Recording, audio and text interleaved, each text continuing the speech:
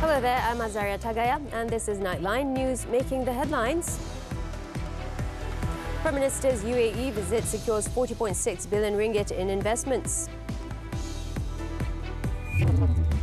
And ex-Goldman Sachs banker Roger Ng to return to face charges.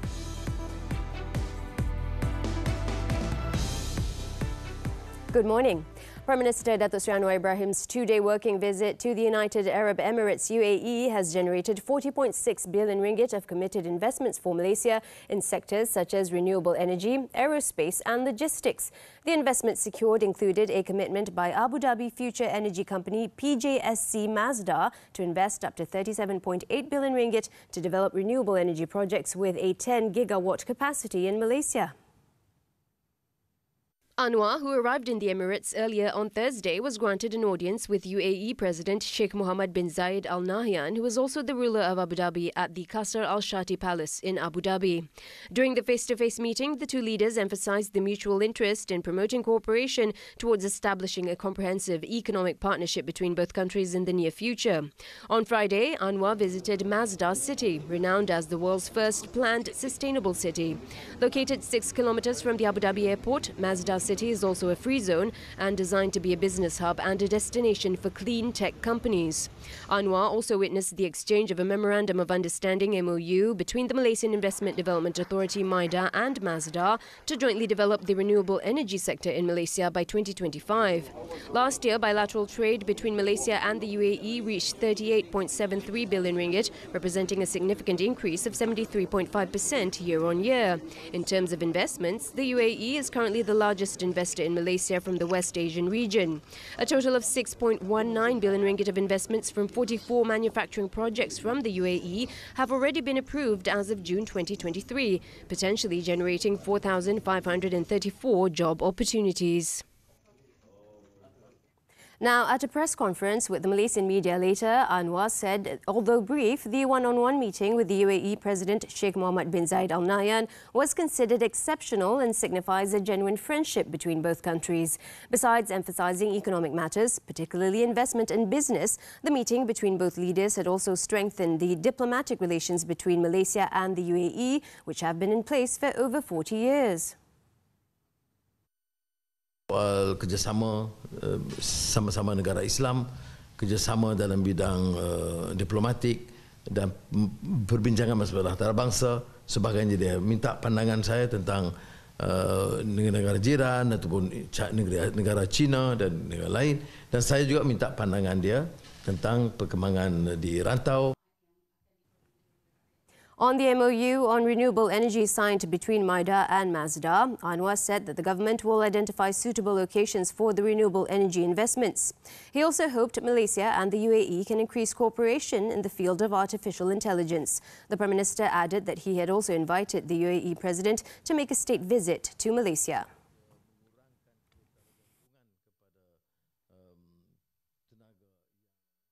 Earlier, Anwar received a phone call from Saudi Arabia's Crown Prince and Prime Minister Mohammed bin Salman on Thursday. Saudi press agency SPA reported that during the call, the two leaders reviewed the distinguished bilateral relations between both countries, along with opportunities for their development. Additionally, a number of issues of common interest were also discussed. Malaysia and Saudi Arabia established diplomatic ties since 1961. Saudi Arabia is Malaysia's largest trading partner in the Middle East, with total trade valued at more than $10 billion in 2022.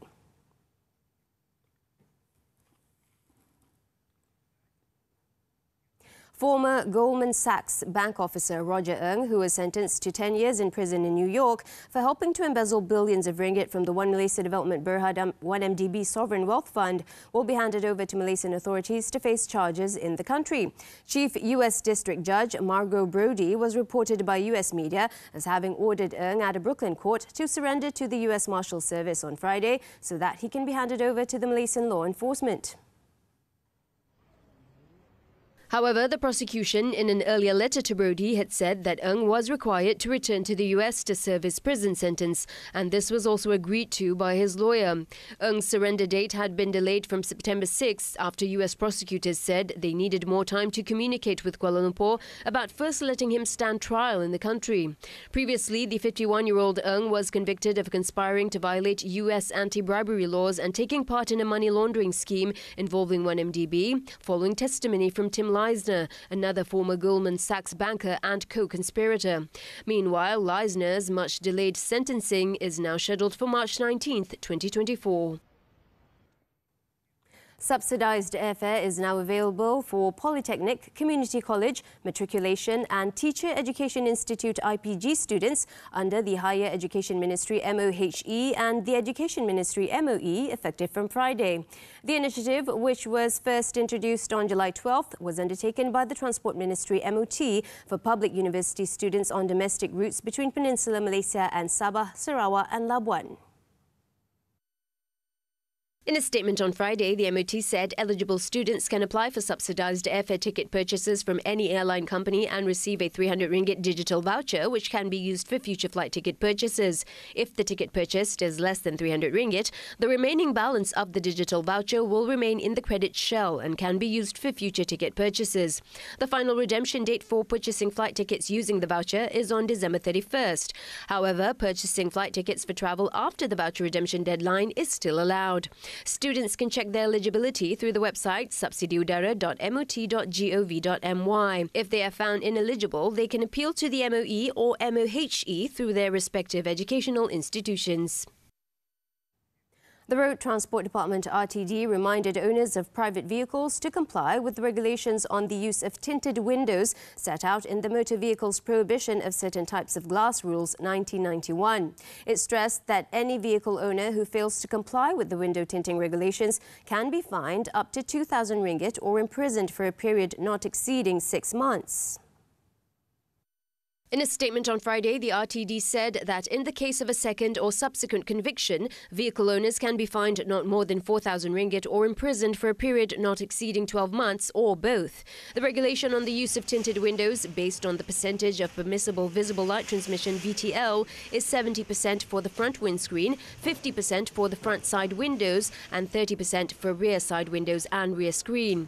Individuals can apply for a permit to use tinted windows for safety or health reasons by submitting an application by post or through the RTD portal at www.jpj.gov.my.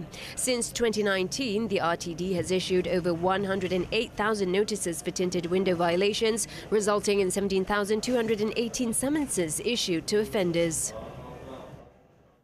The Natural Resources, Environment and Climate Change Ministry NRECC is undertaking several initiatives to help the country achieve net zero in global greenhouse gas GHG emissions within the next 20 years. Its Climate Change Division Undersecretary Dr. Hartini Mohamad Nasir said simultaneously the ministry is advancing the development of the Climate Change Act, while another key legislation, the Energy Efficiency and Conservation Act, is poised for approval in Parliament this month.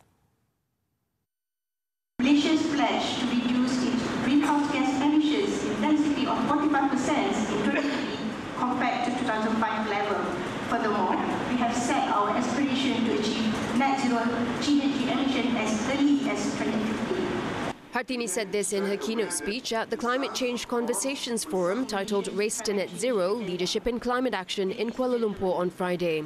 The forum was in collaboration with Media Prima Berhad and the German Embassy in Malaysia and part of the 3-day International Green Tech and Eco Products Exhibition and Conference Malaysia IGEM 2023.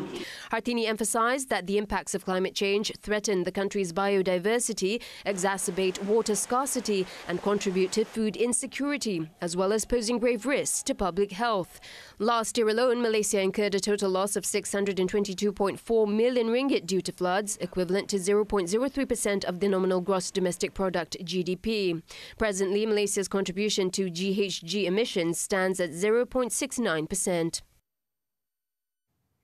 The Communications and Digital Ministry is suggesting that mobile network operators, MNOs, implement an opt-out approach instead of an opt-in one for consumers transitioning to 5G, given the added costs. Its Minister Fahmi Fadil said only about 7 million out of 45 million accounts in Malaysia have 5G-ready devices, which means that not everyone will be able to use 5G immediately, even if they choose to opt in. So that's why programs such as 5G Rahmah would be helpful, particularly for B40 to procure 5G devices so that they can use 5G. As of last month, Malaysia's 5G network coverage in populated areas stands at 70.2%, with 5G subscriptions totaling 2.49 million, which translates to a 7.4% penetration rate. In a related development, Fahmi said all MNOs in the country are expected to sign a share subscription agreement on equity stakes in Digital Nasional Berhad DNB by the middle of this month. He added that the signing must take place first before further discussions about the second 5G network can take place. In May, the government agreed to a second 5G service provider, with the shift to a dual network to commence in phase 2 of the rollout of the 5G network. However, the transition will only happen once DNB has achieved 80% coverage in populated areas. Oil and gas services provider K&M Group aims to grow and reach its fullest potential by refinancing and repaying its debt. With new board members proposed, the group's restructuring can be implemented through a bridging loan, a special bond issuance, intergovernment financing and appropriate corporate exercises.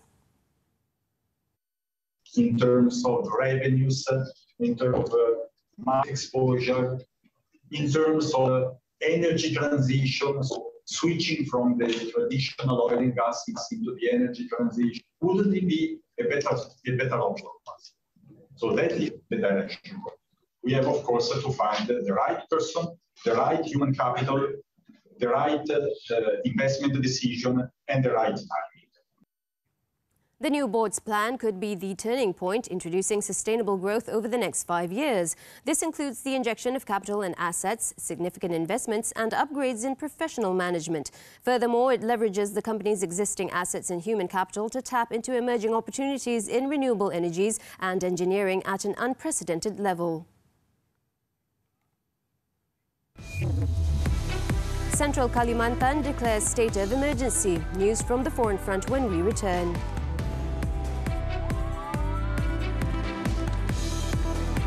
Koleksi set.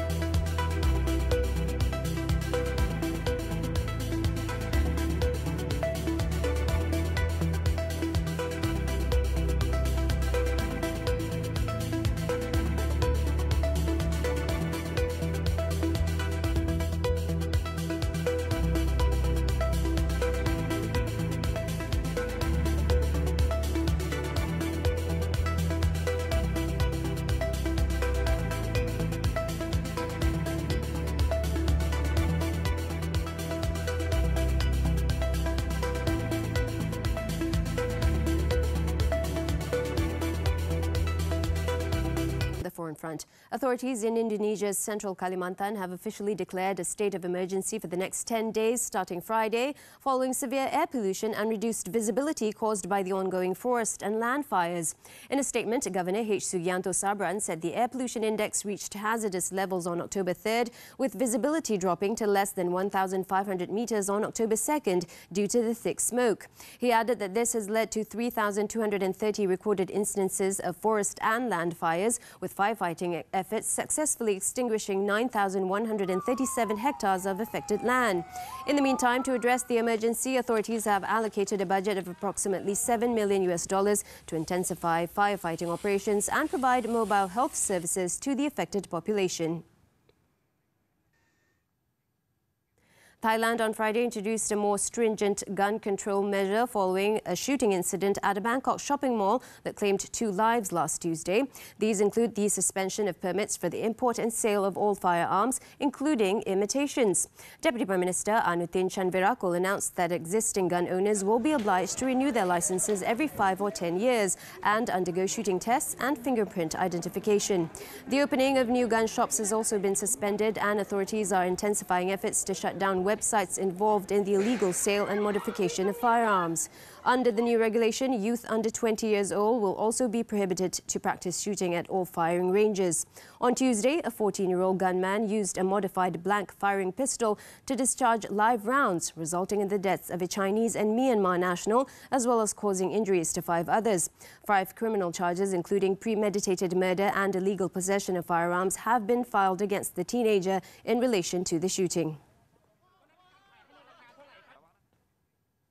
At least 100 people were killed on Thursday in an attack on a military academy in Syria, with weaponized drones bombing the site minutes after Syria's defense minister left a graduation ceremony there. According to the country's health ministry, 89 people have been killed, including 31 women and 5 children, but the Syrian Observatory for Human Rights put the toll above 120. It was reported that civilians and military personnel were killed in the attack on the military academy in the central province of Homs, where families gathered to celebrate new officers on Thursday. The drone attack is believed to have been launched from opposition-held areas in northwest of Homs. So far, there have been no claims of responsibility for the attack. The strike was one of the bloodiest attacks ever against a Syrian army installation and is unprecedented in its use of weaponized drones in a country which has faced 12 years of civil war.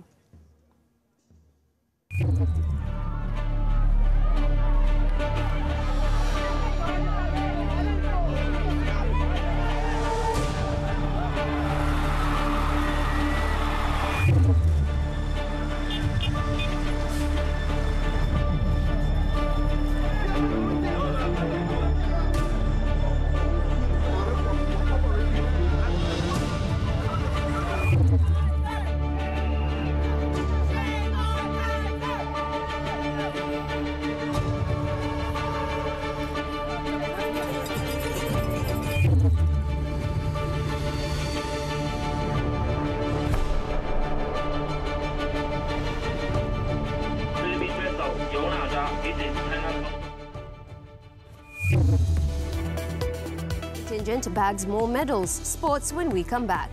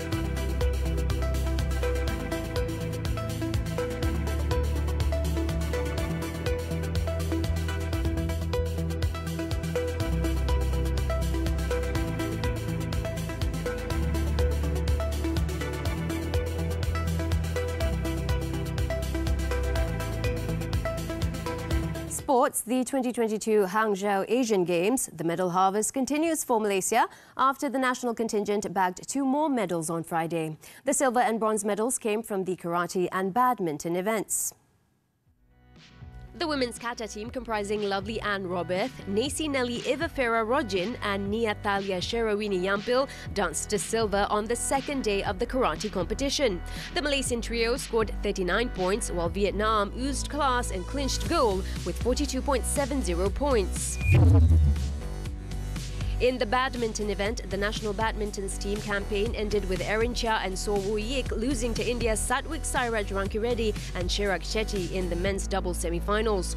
World number 5 Erin and Woo Yik, who were the last remaining Malaysians in the competition, fell 21-17, 21-12 to the world number 3 Indians.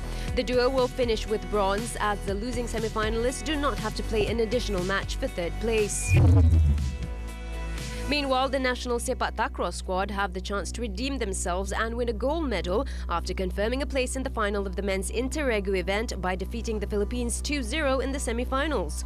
Malaysia fielded Muhammad Azlan alias Amirul Zazwan Amir and Muhammad Shahir Muhammad Rosdi, who had no trouble overcoming the trio of Reje Ortuste, Jason Huerte and Roncetet Gabayeron 21-15, 21-11. Ahmad Jaiz Baharun's men will once again face off against Thailand in the final. Turning to football now, the Copa Libertadores. Goalkeeper Sergio Romero turned hero for Boca Juniors after the team beat hosts Palmeiras 4-2 in a penalty shootout, setting up a clash with Brazilian club Fluminense in the final. Boca opened the score. Cavani, a low cross that gave the veteran Uruguayan striker the chance to push the ball into the net. The Argentinians, however, had defender Marcos Rojo sent off in the 66th minute, and Joaquin Piquerez managed to grab a leveller for Palmeiras, only for Boca to triumph in the shootout. With the win, the Argentinian giant will seek its 7th South American crown, while Fluminense will try to win its first title.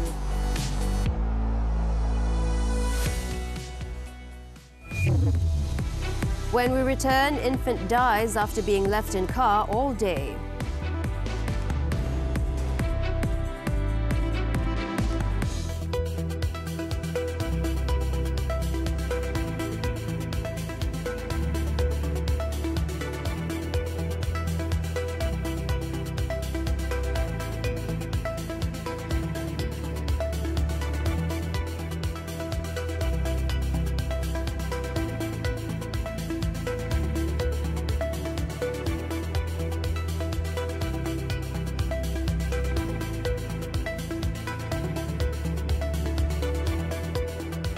Money matters. The National Industrial Master Plan.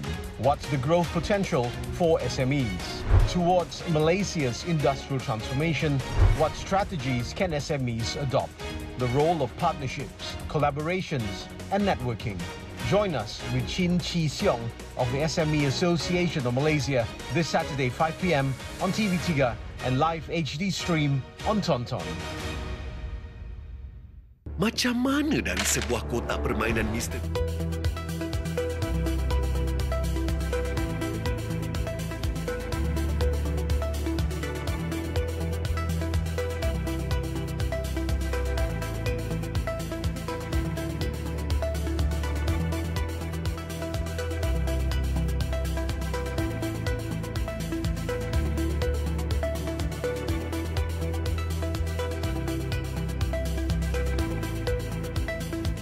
On Nightline.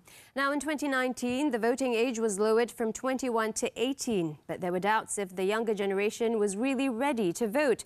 These concerns stemmed from the lack of formal political education in schools and the youth's reliance on social media for information. FMT's Danish Rajareza delves into these concerns.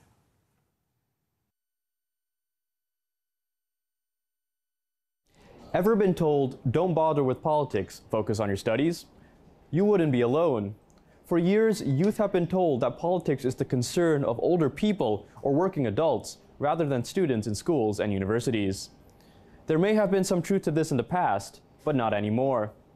In 2019, the federal constitution was amended to lower the voting age from 21 to 18, ushering in approximately 1.2 million new voters for the 15th general election. The lower voting age is in line with the practice in many other countries, and it makes sense. In Malaysia, by age 18, a person would have earned the legal right to work, drive, and marry, so why not vote? But there were reservations given the lack of formal political education and youth's reliance on social media for information. And it is a valid concern. There's a rising trend of misinformation and political propaganda on platforms like TikTok. Right, and social media, they won't understand that you are from Malaysia and things like that. So you might get information around context. For example, like, even the idea, concept of government in America is different, in the UK is different, in India is different. So if we rely too much on pop culture or just YouTube or TikTok, we may have a warped sense of what we assume the world will look like or will function. So how do we educate youths on politics? And I think a lot of people assume political education is something that you must learn a textbook from, but it's not. I think there are many ways for schools to begin the concept of politics and the fundamentals of democracy. Kira says democracy and politics can be part of the schooling experience. For example, do we do elections for student leaders? Let's say if a school organizing a school trip, can the students vote where they want to go? Muda President Said Saddiq has a similar view. Where young people feel a lot more involved in deciding what happens at school. Not to say that, it's 100% democracy in every single thing, including picking their subjects, maybe not there. But the point is, they know that their voice, that their vote, maybe it's not at the GE level, but at the school level matters. Selangor Assemblyman Ong Chun Wei is receptive to the idea of political education in schools. And we don't have to reinvent the wheel. Other countries do it too. Okay, if let's say our education system, like our teachers themselves already, they are ready for this. I think is it okay to put in as a syllabus, because all this while we don't have a specific subject, political education in our secondary school. They only appear when we go to university. Like myself, I have this political science . Ong says one challenge in political education at schools is ensuring neutrality, both in the syllabus and teaching of the subject. That's a lot to think about, but with more youth becoming voters each year, it's clear that we can't run away from introducing political education, regardless of how we go about it. Danish Rajareza, FMT for Nightline. This week on Money Matters, the National Industrial Master Plan. What's the growth potential for SMEs? Towards Malaysia's industrial transformation, what strategies can SMEs adopt? The role of partnerships, collaborations, and networking. Join us with Chin Chi Siong of the SME Association of Malaysia this Saturday 5 p.m. on TV3 and live HD stream on Tonton. Now, an 8-month-old girl died after being left in a car in Cheras, Kuala Lumpur. Cheras District Police Chief Zamhalim Jamaluddin said the infant had been left in a car that was parked in a hospital parking lot for about 10 hours as the mother left for work. In a statement, Zamhalim said early investigations found that the child was put into her mother's car at about 7:20 a.m. on Thursday to be sent to the nursery. However, the woman drove her car straight to work under the presumption that her infant daughter had already been dropped off. Zamhalim said the woman only realized that the child had been left in her car since morning after her husband informed her that their daughter was absent from the nursery. He added that medical officers at Hospital Chancellor Tuanku Muhriz UKM took the child from the woman's car at about 5:53 p.m. The infant, who was already unconscious, was later pronounced dead. The case has been classified as sudden death, and further investigations are being done under the Child Act for neglect. In Semporna, Sabah, a tourist from China who was reported missing after going snorkeling on Thursday has been found drowned in the waters near a resort in Pulau Bumbum. The body of the man, identified as 25-year-old Lin Junyong, was found at 10:28 a.m. on Friday, nearly 15 hours after he was last seen. It is understood that the victim and his friend had gone snorkeling in front of the resort, some 10 to 15 meters from the resort's jetty at 4:30 p.m. on Thursday. Both had opted not to wear life jackets as they considered themselves adept swimmers. The man's friend returned to the resort's jetty at 5:15 p.m. and said he could not spot the victim in the waters. The friend, also a Chinese national, then notified the resort manager and a search was conducted around the resort.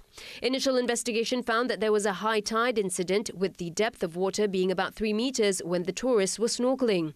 Semporna Malaysian Maritime Enforcement Agency Director, Maritime Commander Amir Shubli in a statement said his team activated a search and rescue operation at 12:35 a.m. and opened a forward base at the Bangau tourist jetty. He said the search area covered 32 square nautical miles around the waters off Pulau Bumbum and 2 MMEA assets were mobilized in the operation. The body was transported to the Semporna General Hospital for post-mortem.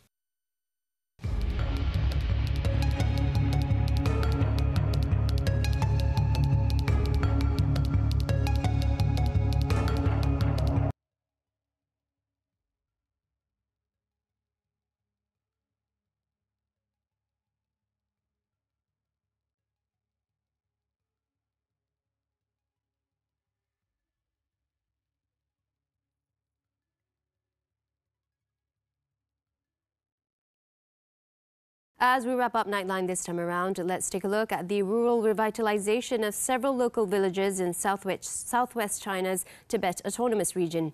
With that, I'm Azaria Tagaya. Thanks for watching and we'll catch you next time.